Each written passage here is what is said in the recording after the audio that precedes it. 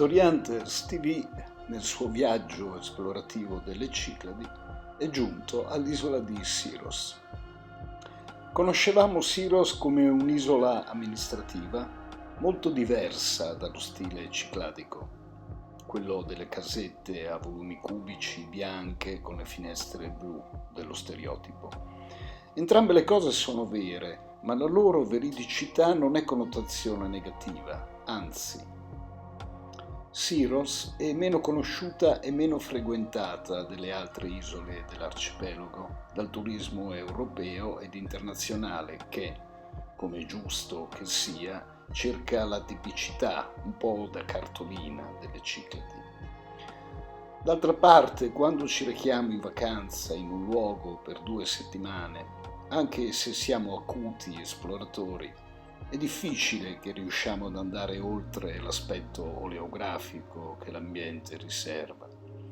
Ragion per cui chi prepara quell'ambiente per noi lo fa cercando di farci saltare agli occhi quei pochi elementi che tendono a caratterizzarlo.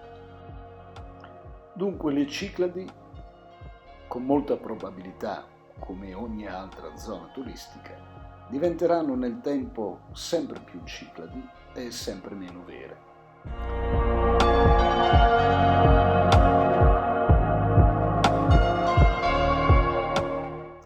Un'isola come Siros, che storicamente ha una vocazione più amministrativa che turistica e la cui storia intreccia retaggi legati all'importanza centrale avuta per più di un secolo e mezzo col commercio marittimo del mare Egeo e del Mediterraneo in generale, ha delle caratteristiche che la soggettano di più agli aspetti continentali e neoclassici.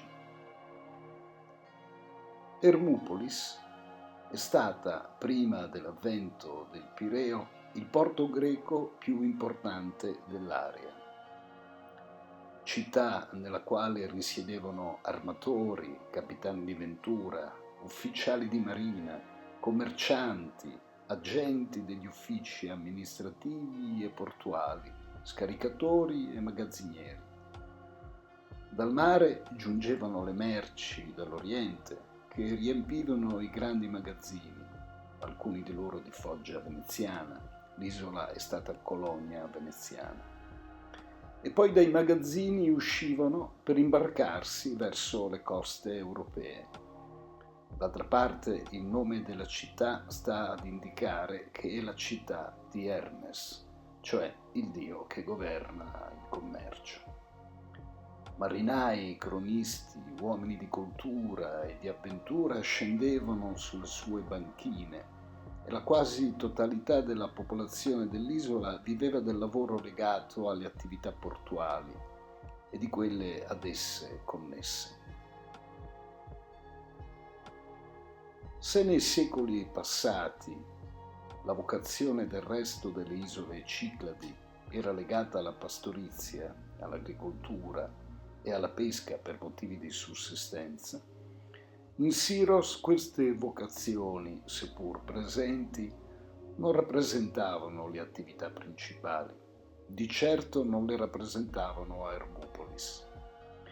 Questa bellissima città, unico esempio di città nell'arcipelago, ha una popolazione di oltre 12.000 abitanti e la sua vita è la vita di una città con un retaggio storico e culturale legato al cosmopolitismo e all'influenza secolare dei flussi di idee provenienti dai bastimenti che l'isola incrociavano. Tutto questo si respira l'accoglienza tipica dei porti di mare importanti, dove le diversità tutte trovano accoglienza. Se Ermupolis è un'esperienza avvolgente ed entusiasmante, anche con i suoi romantici e neoclassici decadentismi, il resto dell'isola ha in sé i caratteri naturalistici migliori che il viaggiatore può ricercare a queste latitudini. Lunghe spiagge sabbiose, anfratti rocciosi o piccole calette ghiaiose dove la trasparenza dell'acqua lascia per un attimo senza fiato, paesaggi marini immersi ed emergenti dal blu profondo e inconfondibile di questo mare misterioso che per secoli ha ispirato le fantasie più elevate di poeti e filosofi che, cullati da queste onde, hanno dato origine a tutta la storia del pensiero e dell'arte europea. A nostro parere, dunque, Syros, conservando la bellezza e la natura selvatica delle migliori Cicladi, aggiunge ad essa il suo carattere neoclassico, la sua storia marinaresca, la sua capacità di offrire spazi di vivibilità culturale e originale non posticcia e non solo creata per intrattenere i turisti.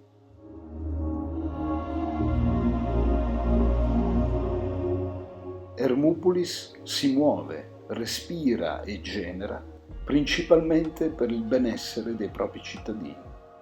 Ecco dunque che integrarsi qui è un privilegio ed ecco perché quest'isola può essere la meta di chi cerchi un luogo egeo nel quale soggiornare tutto l'anno, nel quale cambiare vita.